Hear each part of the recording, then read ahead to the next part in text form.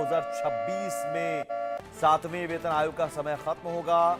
यहाँ पर हम ये कहें कि दिसंबर 2025 तक 31 दिसंबर 2025 तक 7वें वेतन आयोग का कार्यकाल है। अब 1 जनवरी 2026 से 8वें वेतन आयोग की सिफारिशें लागू होंगी, जिसका इंतजार तमाम जो कर्मचारी हैं वो कर रहे थे। 8वें वेतन आयोग को लेकर चर्चा का बाजार पहले से ही गर्म था। सवाल पूछे जा रहे थे कि जो हर 10 साल में गठन होता है वेतन आयोग का, नए वेतन आयोग का, और फिर सैलरी बढ़ती है, तो क्या ये गठन होगा? तो आज मोदी कैबिनेट ने 8वें वेतन आयोग के गठन को मंजूरी दे दी है। इसका मतलब कि अब जो 2026 से 8वें वेतन आयोग की सिफारिशें लागू होंगी तो एक नई सैलरी, बढ़ी हुई सैलरी, बेसिक सैलरी जो कि अभी 18,000 रुपये है, वो बढ़कर 34,560 रुपये हो सकती है।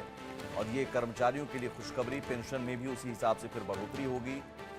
और ये हालांकि 2026 से 1 जनवरी 2026 से 8वें वेतन आयोग की सिफारिशें लागू होंगी।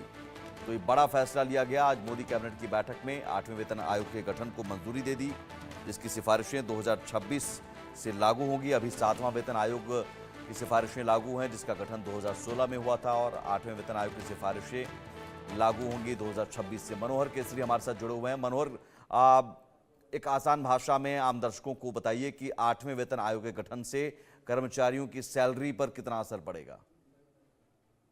देखिए, बिल्कुल। अगर हम 8वें वेतन आयोग की आज की मंजूरी मिल गई है, तो गठन हो जाता है 2026 से अगर लागू हो जाता है, तो मिनिमम अगर हम बताएं तो मिनिमम जो है तो 60,000 रुपये जो है तो उनकी आमदनी हो जाएगी। मतलब उनका जो वेतन होगा एक निम्न लेवल के कर्मचारी का, वो करीब करीब 60,000 रुपये होगी। अब आप देखिए, सिर्फ इतना ही नहीं, वेतन भत्ता भी बढ़ेगा, वेतन में दिएगा जो पे लेवल है। जो कई बार इस तरह की चर्चाएं हुई थी, अगर हम 7वें वेतन आयोग या 6वें वेतन आयोग की बात करें तो उस समय चर्चाएं हुई थी कि जब हम डीए की बात करते हैं या फिर हम अदर अलाउंसेस की बात करें, एचआरए की बात करें, ये करीब करीब इस लेवल पर पहुंच जाए ताकि आने वाले टाइम में वेतन आयोग की जरूरत ही न पड़े। लेकिन जब 8वें वेतन आयोग के गठन को हरी झंडी मिल चुकी है, तो ऐसे में करीब 50 लाख जो है केंद्रीय कर्मचारियों को फायदा होगा।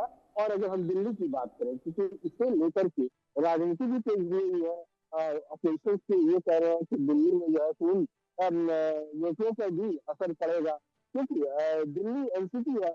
तो ऐसी स्थिति में यहाँ पर सेंट्रल के भी कर्मचारी है, ये दिल्ली के वोटर्स है, साथ ही साथ स्टेट गवर्नमेंट जो सेंट्रल गवर्नमेंट में लागू होता है, वही दिल्ली सरकार में भी कुछ दिनों के बाद लागू हो जाता है। तो दिल्ली के कर्मचारियों के साथ साथ दिल्ली सरकार के कर्मचारी और सेंट्रल के कर्मचारी, उन दोनों तरफ से फायदा होगा। तो ऐसी स्थिति में इसे लेकर के राजनीति भी हो रही है। जी मनोहर, और पेंशन भी में भी बढ़ोतरी होगी, जाहिर है सैलरी बढ़ेगी तो? देखिए, पेंशन में बढ़ोतरी होगी, लेकिन जो इस बार यूनिफाइड पेंशन स्कीम है, उनको उसी के तहत आना पड़ेगा। और उसी के अनुसार से जो भी उनकी सैलरी बनेगी, उसके अनुसार से जो भी कटौती होगी या जिस तरह से उनके मंथली डिडक्शन होगा, वो सारी चीजें उसके रहेगी। हालांकि सबसे पहले जो है तो कमीशन के मेंबर्स बनेंगे और उसके बाद उनके जो रिकमेंडेशन होंगे उसके बाद 2026 में ये लागू होगा। बहुत शुक्रिया मनोहर तमाम जानकारी के लिए। हम दर्शकों को विस्तार से बता दें इस बारे में कि जो वेतन आयोग, 7वां वेतन आयोग है, 2016 से